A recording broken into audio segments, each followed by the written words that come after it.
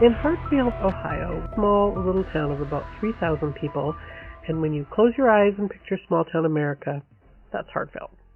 One of those everyone knows everyone and there's nothing to do but gossip at the hardware store, which doubles as the post office kind of towns. And in this quiet little town lived a lovely elderly couple who loved to play cards, married 53 years, and grandparents of their son and daughter's children who had both been born and raised in Hartville. Wholesome and just your regular couple that like to spend their days in the garden, doing crafts, and visiting with neighbors over the fence. I cannot stress to you enough how normal 69-year-old Roberta, who neighbors and friends called Bobby, and Phil were. Imagine 53 years of marriage. I can't even imagine still being married next week. I mean, some days, other days, maybe. But just picture your average Caucasian couple in their early 70s. Roberta, a little bit plump in the midsection, a fan of sweatshirts with cute sayings on them, and Phil with his thinning gray hair and his tummy spilling out over his belt, with a chronic look of either disapproval or confusion, you can never really tell which, plastered on his face. But in her 69th year in 2017, Roberta and Phil were devastated to learn that Roberta had cancer, and it was terminal. There's no report that say what kind of cancer it was, just that her medical records indicate that she did in fact have cancer. Roberta was a huge fan of Elvis Presley, and Phil loved Roberta, and he wanted to give her one last trip to Graceland in Memphis before she passed. So on January 4th, Phil called a friend and his son and Roberta's brother Brian to let them all know that they were off for Roberta's final Elvis vacation, and she was most excited about it. But in a most devastating twist, Phil returned home alone and notified her brother Brian and their son. I believe they actually had more than one adult child, and I think there was a daughter as well, but I can't confirm that. But I know for a fact there was an adult son. That Roberta had passed away on the trip. And Phil, without his wife by his side, was confused and just not really sure what had just happened. They had made it to Memphis in the hotel that they were booked at, but in the car, she had started to choke on her phlegm, which was something that she'd kind of been doing for about a year now. And he had flagged down two paramedics that happened to be in the parking lot of the hotel. And they ran over and tried to revive her, but they told her that she was gone. And then they told him that they were going to transport her to the coroner's office, and there was really nothing more that he could do. Now, Phil, in his confused and distraught state, took that to mean that there was nothing more he could do and that he should just go home, as in go home to Ohio. And he just didn't know what else really to do. So he came home. And Brian and his son were like, but Dad, like, where did they take her? And he said, I don't know. Well, what did they do with her body? I'm not sure. Now, his memory was really fuzzy and he just wasn't sure about much. He said that something about them telling him that they were going to cremate her, but he wasn't sure. But where were her ashes? He didn't know, and no one had told him anything. So Brian went to the Hartville police station and told them what had all happened and said, asked them, like, can you please try and track down where Roberta's remains are? Phil just wasn't able to give very many details. He was very confused, and it was all just really upsetting for the family, as you can imagine. So an officer goes out to the sniper's house to talk to Phil and maybe poke his memory a little bit so he can try and figure out where Roberta's body maybe was. You guys okay? I'm okay, yes. Okay. My wife passed away. She choked on her phlegm. She'd been choking for about a year. Wanted to go down one more time before she died. She thought, she knew she was going to die. Where's your wife now? What happened to her? They took her to a place where they cremate people. Okay, and you don't know where that is either? No. And Phil shuffles to the door to answer in his slippers and tells the officer what he remembers, that they had made it to Memphis. He realized that she had died in the truck on the way. He flagged down paramedics and that they took her away, and he came home. He says he's doing as good as he can under the circumstances, and after 53 years together, the cancer diagnosis was a bitch, and he just wanted her to see Graceland one last time. So the officer calls the coroner's office in Memphis. There's no Jane Doe's, no record of Roberta, so he called all the hospitals and EMTs, and the same thing. No one had any record of transporting or helping Roberta. Now, they kind of have to find Roberta because there are laws about disposing of human remains. Like, you can't just leave a body and walk away from it, no matter how old and confused you are. So they come by the house again the next day and ask if he's got some receipts or anything from the trip so that they can try and track down the trip and maybe figure out where Roberta's body is. And, there's protocol. And as is protocol, they would like to take a look around the house and just make sure she's not there or being tied up or something. I mean, you never know, right? And Phil's like, sure, no problem. Just can you make sure your shoes are clean? Because Roberta did keep her house very clean after all. So together they sit down and they look at a map and go over it. And Phil pulls out all the receipts that he has. They had made their first stop in Sparta, Kentucky, and checked into the Ramada Inn on the night of the 4th before heading the next day, the rest of the way to Memphis. Okay, cool. Thanks, Phil. This helps a lot. This gives us a place to start. And they decide, since Phil's memory is not so good, that the best place to start is by tracing a timeline and trying to track down any security footage and talking to people that maybe had encountered the couple on this trip. So the first stop being the Ramada Inn in Sparta, Kentucky. Only the surveillance cameras show Phil pulling into the parking lot in the white Ford F-150 that he drove, with only him in the driver's seat. There's no Roberta, and he checked in alone. And the desk clerk remembers him, but that it was just him. And he is seen on camera entering this hotel room and leaving the next morning alone. And come to think of it, yes, Phil did seem very confused and befuddled, like old man befuddled, but he didn't seem particularly upset by his wife of 53 years' death. You guys okay? I'm okay, yes. Okay. My wife passed away. I mean, he was kind of matter of fact about it. Do you think that? No. So they go back to Phil's place to ask him a few more questions and show him the footage of him checking alone. I've been a cop for 40 years. I started in 1977. What I can tell you is that your story doesn't make a lot of sense.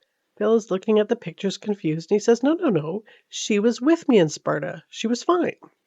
So they say, look, we know that she was sick, but the kids and her brother need to know what happened, when and where, and they need her body for a proper goodbye. And he says, well, are you going to take me to jail? And they said, well, did you kill her? No, of course not. Then probably not. But there are laws around a person's death and stuff. Like, it has to be documented properly, and you have to dispose of remains properly. Otherwise, yeah, it's kind of a crime.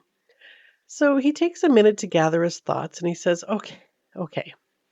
She died on the way to Memphis of natural causes. But on the way home, I put her in the Tennessee River. So bad. I feel so bad.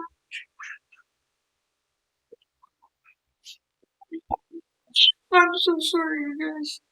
I'm so sorry. I feel so bad. But she was dead on the way down. I'm going to admit that. That's the reason that you didn't see her on the videos, because she was already dead. She was dead on the way down. So why did you throw her? I didn't want her to. I didn't want her to be thinking. I wanted her to be with nature. If she went downstream, no one would ever find her. But kind of odd, when he was asked again, but she died of natural causes though, right? He says quietly, you can almost not make it out on these tapes, but he says, I don't remember. First he says, I threw her in the Tennessee River, but later changed that to, I placed her in the river. Throwing her didn't really sound so good. So now the police at this point are starting to question this whole story, and they're starting to think that maybe she didn't die of natural causes. But they got to do their part, so they searched that river with boats, helicopters, divers, and the whole gamut, and came up with nothing. No sign of Roberta at all. And then they got word that Phil had been admitted to the hospital because of a suicide attempt. Now, at this point, Roberta's whereabouts have been a mystery for 16 days. So the police take advantage of his absence from the house and get a search warrant. And wouldn't you know, in the basement, in a red plastic tote filled with Christmas decoration, wafts a smell of death, and a white plastic bag with the cutoff from the front of a woman's sweatshirt with the Hartfield, Ohio logo on it. And there were tiny bits of blood in the bag, but not enough for them to declare a homicide. And they believe that the logo from the shirt had been cut off because if Roberta was found wearing it, it would be a dead giveaway as to her identity and lead back to Phil and his story about her natural death. A review of his credit card statements revealed that he had used her car in Wooster, Ohio, and filled with gas using her card. And surveillance shows that he was alone then as well. Then on January 4th, the supposed first day of their Graceland trip. So this time, Phil was talked to at the hospital where he had been admitted to the psych ward due to the suicide attempt, questioned about being alone in Worcester, and he still claimed that she died on the road. And the case kind of went cold because without a body and nothing to conclude that she actually was murdered, but detectives were not giving up on this case. And by now they were pretty convinced that none of the 73-year-old Phil's story was true at all. Then enter Joan Bauer, a new officer to Hartfield with a background in undercover work. She says she's pretty sure that she can get this guy.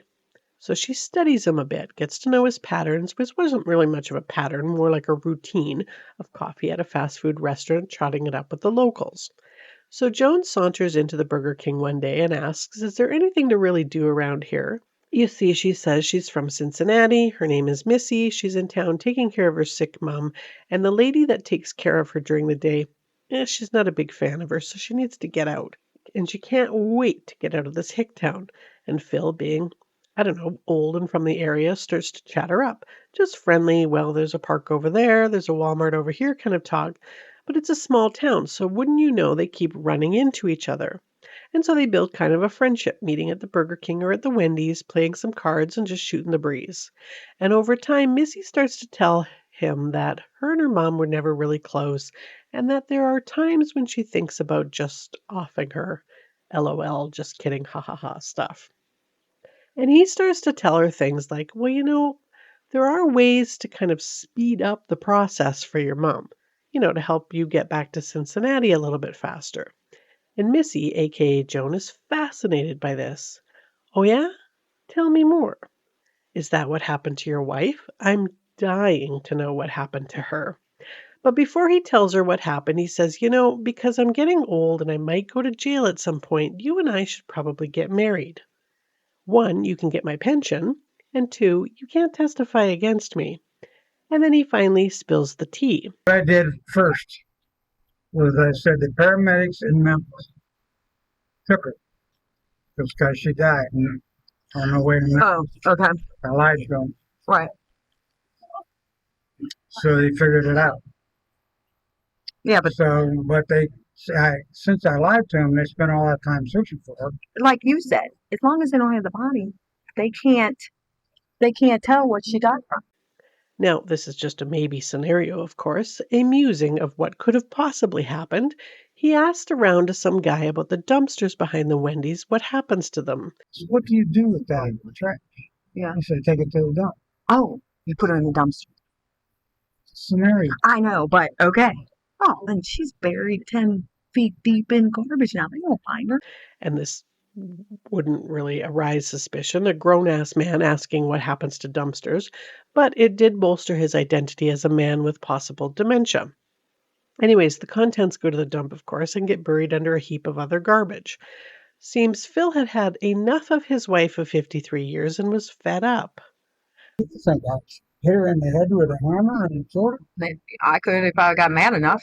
but I didn't do that. I guess the thought of, after 53 years, having to make your own grilled cheese sandwich and wash your own socks because your loving wife is sick could kind of wear on a soul, I guess. They had had an argument on January 2nd, 2018, and she had slept on the couch as a result. The next morning, he went out for his normal coffee chit-chat at the Wendy's, came back home to find that Roberta was still sleeping on the love seat. So, like you do when you find your sick wife of 53 years napping, he put a shop cloth gently over the side of her head without waking her and bonked her on the head with a 2-pound mallet. Bonked. That's a direct quote. I bonked her in the head. He then tied a plastic shopping bag over her head to keep him from getting blood everywhere, wrapped her in a tarp, gathered up anything with blood on it, like the pillow, the mallet, and the lampshade, crammed her into a Rubbermaid bucket, threw all of it, including Roberta, into the back of his pickup truck, and made the trip to Memphis, dumping various whatnots of evidence in places along the way. Now, just a scenario, of course. Can you imagine a hammer this big and this big around? Like a mallet? Yeah, 2 pounds. Okay. Just scenario. Right. Say I bonked her in the head. Right. and her tongue came out. Just scenario. Right. And I put a bag over her head. And with that, the police entered the Burger King and arrested 73-year-old. You gotta be kidding me, disbelieving Phil, who could not believe that he hadn't gotten away with it. Phil made a deal and pleaded guilty to aggravated murder, abuse of a corpse, and tampering with evidence in exchange for a 20-year sentence with a chance of parole in 2038. He will be 93 then, if he's still alive. He's serving his sentence at Richland Correctional Institution in Ohio. As part of the deal, he had to show them where he put Roberta's body, and he led them to a bar and grill in Bullitt County, Kentucky, and pointed to a green dumpster out back. Roberta is believed to have ended up in the landfill and buried under a good 8 feet of garbage. Now, sadly, it would have cost the county several $million to try to locate her, so she has not been recovered and given a proper burial.